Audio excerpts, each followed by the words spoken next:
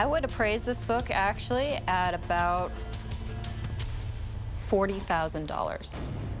Let me tell you, you are lucky. You probably saved my job. Well, you can thank me with some chocolate or something. Rebecca Romney seemed like the perfect rare book expert on Pawn Stars. Calm, smart, and trusted by Rick Harrison himself. But in 2014, everything changed. A stolen book worth $40,000 appeared on the show. Then the FBI stepped in and questioned Rebecca about how stolen books made it onto national TV. By January 2015, she vanished from the show without explanation.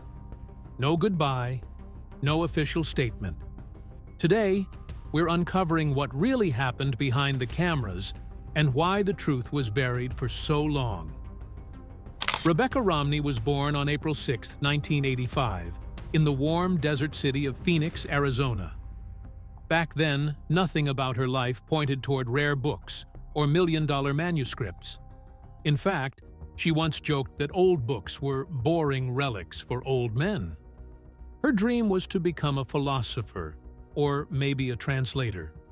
She loved languages, ideas, and deep conversations, things that had nothing to do with the auction world she would one day dominate.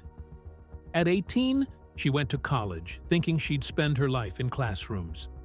By 22, she had mastered 5.5 languages: English, French, Japanese, Latin, Ancient Greek, and even some Old English she taught herself by studying for 12 hours a day. She once translated a 300 BC Greek papyrus for a university exam and aced it. Professors were shocked, and her skills would later help her uncover forgeries that could have cost collectors millions. Between 2003 and 2007, she studied philosophy and classical studies at Brigham Young University. While her classmates were choosing safer majors, Rebecca was busy debating free will in 4-hour seminars and decoding ancient texts in their original forms. She took extra classes, pulled off a perfect GPA, and graduated with honors. Her thesis involved comparing 2nd century Greek fragments of Plato's Republic. Nobody knew it then, but this strange mix of philosophy and ancient language was preparing her for something incredible. In 2007, just after graduation, she made a mistake that changed her life. Rebecca applied for what she thought was a basic management job at Bauman Rare Books in Philadelphia. But when she walked into the interview, she realized she'd misunderstood the job posting. It was for a rare book specialist, something she knew nothing about. She almost walked out. Instead, she stayed, admitted she had no experience, and got the job anyway. Her language skills caught their attention, and that was enough. Within months, she was handling books worth more than most homes. A Shakespeare folio from 1623, a page from the Gutenberg Bible, first editions of Isaac Newton's Principia Mathematica. She was thrown into a world where one mistake could cost a fortune. By 2010, just 3 years later, she was promoted to gallery manager in Las Vegas. She was 26. By 2013, at age 29, she became the youngest senior director in the company's history. That role gave her control over catalogs, auctions, and private sales totaling over $10 million a year. One of her clients paid $300,000 for a book printed in 1472, and she wasn't just good at selling, she was uncovering fakes no one else could spot. Rick Harrison didn't find Rebecca Romney through a casting call. He already knew her. Back in 2007, she joined Bauman Rare Books when they opened a location in Las Vegas. By 2010, she was running the place. Rick had been running gold and silver pawn since 1989, and the world of rare books and antiques in Vegas wasn't that big. Their paths crossed at local events, through mutual contacts, and through a shared obsession with history. So when Rick needed someone who truly understood old paper, not just books, but documents, signatures, handwriting, he didn't ask producers to find an expert. He picked up the phone and called her. That call led to her first appearance on Pawn Stars in 2011, not as a hired TV personality, but as someone already trusted off-camera. Their friendship grew after filming. They even went on double dates, and fans had no idea that the calm, book-smart expert on screen wasn't just a good fit. She was hand-picked. When she stepped in front of the camera for the first time in Season 4, April 4, 2011, she was handed a stack of Civil War-era papers. Among them was a Confederate bond from 1861 that could be worth $5,000, if real. She examined the paper texture, the ink, even the way it had been printed. In less than 10 minutes, she exposed a forged signature that dropped the value from 10 grand to a few $100. Viewers were glued to the screen. She spoke with confidence, quietly cross-checking details while cameras rolled. By the end of the episode, she wasn't just another guest expert, she was the book lady, and she stole the show. Ratings jumped by 15%. From that point on, if the pawn shop got anything made of paper, books, letters, historical documents, Rebecca was the one they called. Between 2011 and 2020, she appeared in around 30 episodes, with her most active run happening in the first 4 years. In that time, she appraised everything from a $2,000 replica of a 1493 Columbus letter to an original broadside of the Declaration of Independence worth $15,000. In 2013, she stunned everyone by authenticating what turned out to be notes linked to Edgar Allan Poe, hidden inside a manuscript thought to be worthless. She even handled 19th-century slave trade papers and explained how to place a value on something so deeply tied to pain and history. By 2014, she was doing nearly 3/4 of the show's paper-related appraisals. Some of her calls were hard. She once debunked a fake Shakespeare folio that someone believed was worth 10 grand. It wasn't. What made her stand out wasn't just what she knew, it was how she delivered it. Rebecca never raised her voice. She never looked rattled. She could drop a bombshell, like revealing that a $50,000 book was part of a forgery ring from the 1800s, and still sound like she was calmly explaining what's for lunch. That became her thing. While other experts made a show of their excitement, she kept everything steady and clear. In 2012, Chumley almost lost his job over a book he bought without checking anything. He paid $500 for a signed copy of Charles Lindbergh's 1927 autobiography, We, then called him Mark Lindbergh by mistake. Everyone in the shop thought it was fake. Rick even said if the signature didn't check out, Chumley's next day off would be permanent. Rebecca Romney stepped in again. She pulled out a verified copy and compared the signature, pointing out how Lindbergh had changed his autograph style as he became more famous. Turns out, it was real. She valued it at $2,500, triple the price Chumley had paid. Not only was it a solid profit, it also saved Chumley from being fired. One tiny signature turned a near disaster into one of his rare wins. Another time, someone came in with what looked like Revolutionary War bonds, claiming they were worth a fortune. But when Rebecca took a closer look, the truth was far stranger. These weren't revolutionary. They were Confederate. And they weren't just rare. They were missing. These documents had vanished after the Civil War ended in 1865. They were linked to stolen Southern assets that were loaded onto the USS Republic, a ship that sank in a hurricane that same year. The wreck was discovered in 2003, and by 2005, some of its corroded contents had been recovered. These bonds were part of that history, potentially worth $50,000, but they also came with legal baggage. Selling stolen items could land the shop in court. Police got involved. Rebecca's careful research kept the shop from buying something that might have turned into a lawsuit, proving that sometimes history comes with consequences.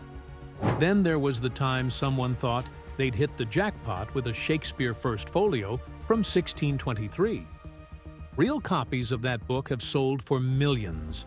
One even fetched $9.98 million in 2020. The seller's copy looked impressive, but when Rebecca examined it, the flaws started to show.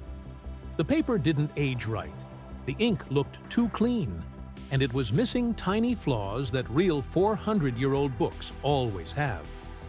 She believed it was a fake, possibly inspired by the so-called false folio of 1619, a misleading collection made by William Jaggard and Thomas Pavier. Even those are valuable, but this one wasn't close. If Rick had bought it, the shop could have lost thousands. Her sharp eyes saved them from making one of the costliest mistakes in Pawn Stars history. But sometimes, the items were as real as they come, and just as powerful. That's what happened when someone brought in a first edition of On the Origin of Species by Charles Darwin. The book came out on November 24, 1859, and it sold out on its first day. Only 1,250 copies were printed. Rebecca took one look at the green cloth binding, the diagrams, and the ads dated June 1859, and she knew it was authentic. She valued it at $75,000. The impact of Darwin's book couldn't be overstated. It reshaped science and religion forever.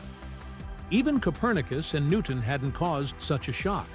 Some copies, especially those with Darwin's personal notes, have sold for over $500,000. Later editions aren't nearly as valuable. For example, the 1860 second edition, where Darwin removed his odd whale bear story, is only worth around $9,500. But that first printing changed everything, and this one, sitting in the shop, was the kind of find that most collectors dream about. Between 2011 and 2015, she became a fan favorite, especially after she evaluated a first edition of Frankenstein in an episode that lit up online forums. That book was worth $20,000, and so was the reaction it triggered. People started calling her the Book Whisperer, and she quickly gained tens of thousands of followers. Viewers begged producers to give her more screen time. Some even asked for a spin-off. But not everything was perfect behind the scenes. In 2014, an episode of Pawn Stars aired that would quietly set off one of the show's strangest and most unsettling rumors. A man walked into the gold and silver pawn shop, claiming to have a rare 1841 edition of the Book of Mormon. Rebecca Romney, the show's rare book expert, examined it carefully and estimated its value at $40,000. But the seller wanted $100,000. After some back and forth, Rick Harrison managed to buy it for just $24,000. On the surface, it looked like another good deal for the shop.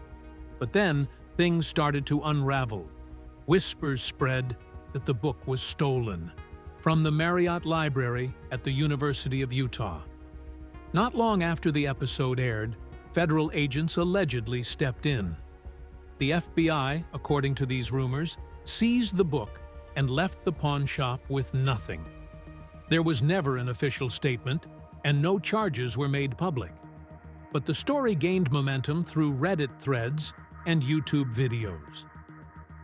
In late 2014, around the time the FBI supposedly got involved, Rebecca Romney was said to have been questioned by federal agents. According to those whispers, the agents wanted to know how stolen historical books could make it onto national television without raising alarms. This wasn't an isolated case.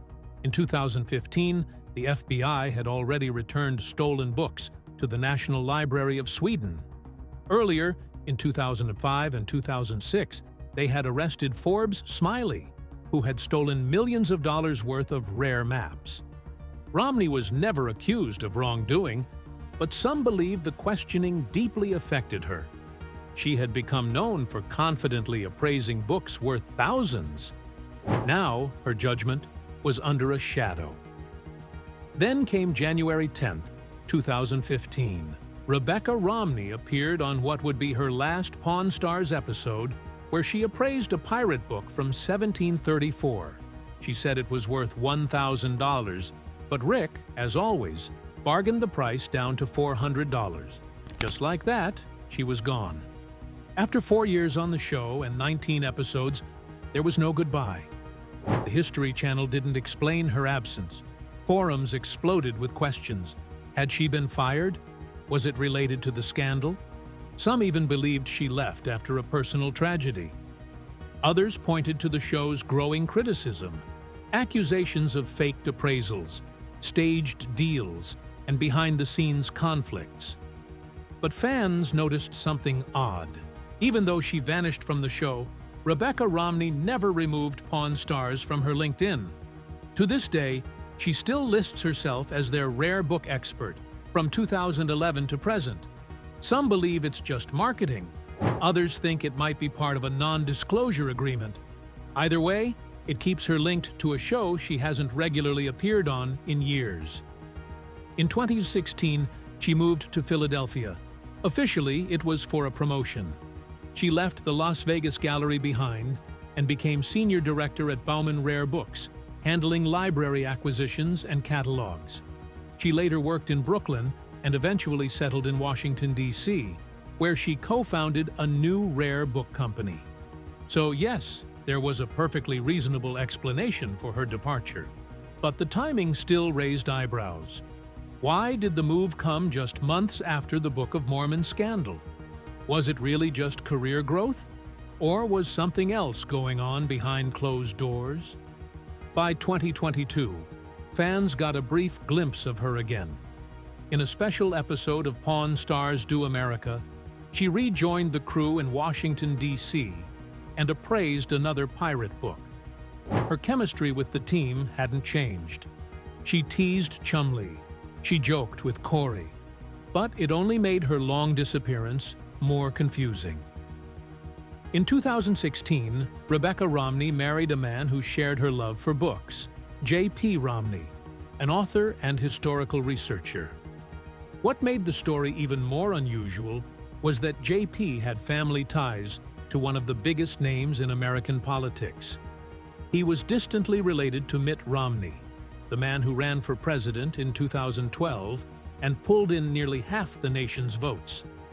Through this marriage, Rebecca found herself loosely connected to a dynasty that included former Michigan Governor George Romney, who held office from 1963 to 1969.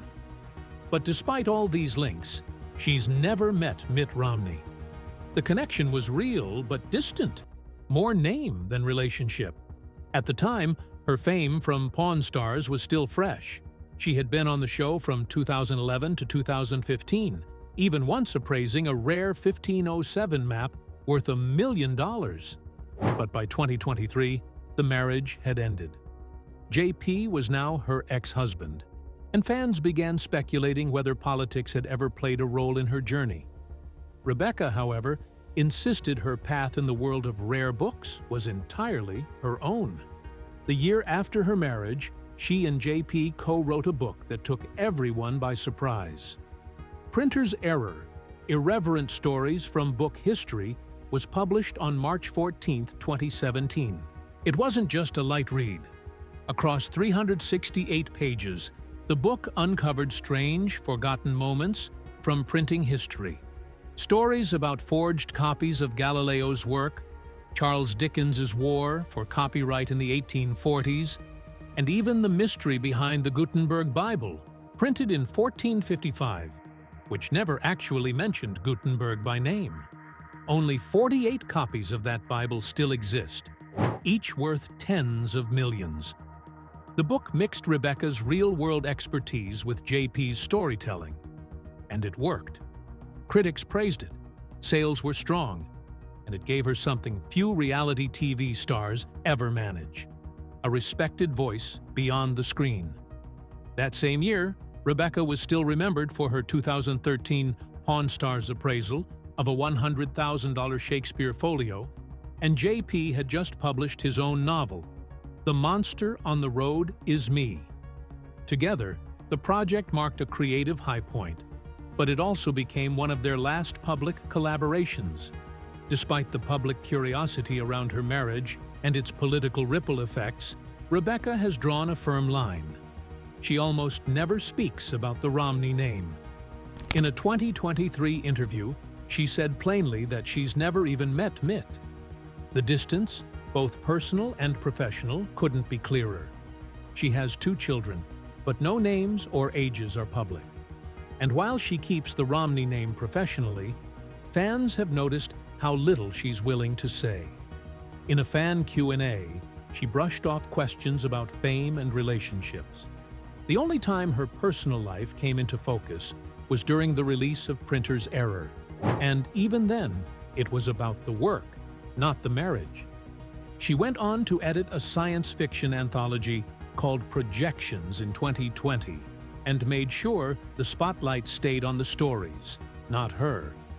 Some believe the silence is a way to avoid political baggage, especially in a world where rare books can bring her into contact with collectors from all walks of life.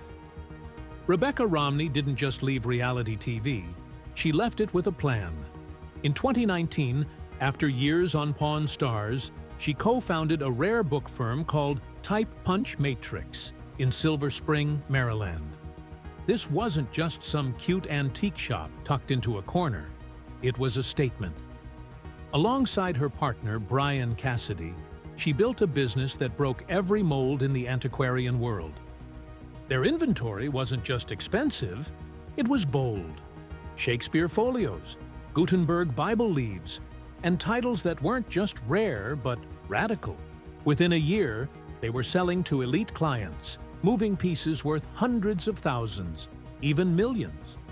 And in a field mostly run by older men, Rebecca stood out, sharp, vocal, and unafraid to challenge the rules. But her rebellion started before that. In 2017, she and Heather O'Donnell created the Honey and Wax Book Collecting Prize, $1,000 every year to women under 30 who had put together the most original, surprising book collections. They didn't care how much the books cost. They cared how much they meant. A tattoo artist won in 2023 with hybrid botanical works. A national security analyst won in 2024 with a military-themed set. Rebecca had noticed something unsettling. Women were passionate about collecting, but hesitant to call themselves collectors. This prize changed that. Backed by Biblio and Christie's, it gave them visibility, confidence, and a real place in the rare book world. By 2025, it had honored 9 women and inspired countless more. That same year, something else changed. Rebecca released Jane Austen's bookshelf on February 18, 2025. It wasn't just a book, it was a literary bombshell. It tore into what she called the Great Forgetting, the way women writers who shaped Austen's world were erased from history. Frances Burney, Anne Radcliffe, Charlotte Smith. These women were once best-selling names with print runs in the thousands. Now, most of their work is out of print. Rebecca dug deep, revealing that only 10 to 15% of 18th century novels by women survive today, compared to 40% for men. She didn't just name the problem, she showed the proof, book by book, number by number. And readers listened. The New York Times called it sharp and fearless. The Washington Post said it was thrilling. The Guardian called it instinctive and electric. In just a few weeks, it sold over 20,000 copies. And what shocked people most? Rebecca admitted she hadn't heard of most of the women she was writing about. Not during her degree, not even during her time as a rare book dealer. She'd read the men, Richardson, Fielding, but she'd never read Charlotte Lennox or Maria Edgeworth, even though Austen had. That realization hit her hard. Her entire education had quietly erased these voices. And if someone like her hadn't seen it, how many others had missed it too? So she started collecting. In 2015, she began searching for original editions by the women who shaped Austen. Frances Burney's Evelina from 1778, Radcliffe's The Mysteries of Udolpho from 1794. Charlotte Smith's Emmeline from 1788. These weren't easy to find. Many were lost or dismissed as sentimental or frivolous because they were written by women. She flew to auctions, hunted through estates, and once battled bidders for a 1759 copy of The Female Quixote by Charlotte Lennox. By 2025, her collection had grown to over 50 rare books, each one a resurrection. She didn't just stop at collecting. She used those books as evidence. She tracked how many were printed, how many survived, how critics treated them. She found that women's books were far less likely to be saved, reprinted, or taught in schools. Even though Radcliffe helped inspire Poe, Shelley, and the entire Gothic tradition, her work was left out of the canon. Frances Burney sold 3,000 copies in the 18th century, but disappeared by 1850. And Charlotte Smith's poetry helped shape Wordsworth's career, yet she faded into near silence. Rebecca used these patterns to show how sexism wasn't just in reviews. It was baked into the survival of literature itself. Rebecca Romney's story doesn't begin in an old library. It begins under the neon lights of a Las Vegas pawn shop, where she first appeared as a rare book expert on television. But somehow, that unlikely beginning took her into the most exclusive rooms in American bibliophilia. One of them is the Grolier Club in New York. Founded in 1884, it's the oldest and most elite society of book collectors in the country. Only 825 people worldwide can call themselves members. And yet, in May 2025, Rebecca will be there delivering a lecture titled Jane Austen's Bookshelf, Collecting as Investigation. That talk began with a single moment in 2023, when she stumbled across a Victorian edition of Evelina by Frances Burney. That book changed everything. It led her down a path of uncovering the women who once inspired Austen, but were mostly erased from the canon. She isn't just telling literary history. She's actively rewriting it. Since 2015, she's also been a pillar of the antiquarian book seminars. Every year, more than 100 aspiring rare book dealers gather to learn from her. She tells them the truths most never hear, that the rare book world isn't always pure. She speaks openly about the Thomas J. Wise forgeries of the 1930s, a scandal involving more than 50 fake first editions that fooled experts for decades. She shows how collecting isn't just about owning, it's about uncovering. Her lessons go deeper than market value. They reveal the hidden fingerprints of authors forgotten by history. One of those authors was Burney, whose 1778 novel sold 500 copies in its first run and helped lay the foundation for Pride and Prejudice. Rebecca's work is the reason people are beginning to recognize that. She's also changing how rare books are authenticated. In 2019, she co-founded Type Punch Matrix, but it wasn't just another book firm. By 2023, she was using AI and blockchain to authenticate provenance, with a test case involving a $50,000 Sylvia Plath manuscript. The software could trace ownership back to 1956. This leap wasn't accidental. It grew out of the frauds exposed in her 2017 book, Printer's Error, which dove into the history of forged books, like the fake Gutenberg Bibles of the 1840s. By 2022, she was working with tech firms to build tools most collectors could only dream of. These included spectral ink scanners that can detect forgeries with 95% accuracy, things even the human eye would miss. In 2024, one of these tools uncovered a forged Columbus letter from 1493, and she didn't keep these tools locked away. She brought them into her seminars. Over 200 dealers learned how to use them in the past year alone. Techniques once confined to the Smithsonian were suddenly in everyone's hands. She even started working on VR simulations that allow people to handle rare books digitally without ever touching the real thing. It's not just preservation, it's transformation. But her ambition didn't stop there. By 2025, she's expanding Type Punch Matrix into museum consulting. From a humble $100,000 startup in 2019, the company has now appraised over 1,000 rare items worth more than $10 million.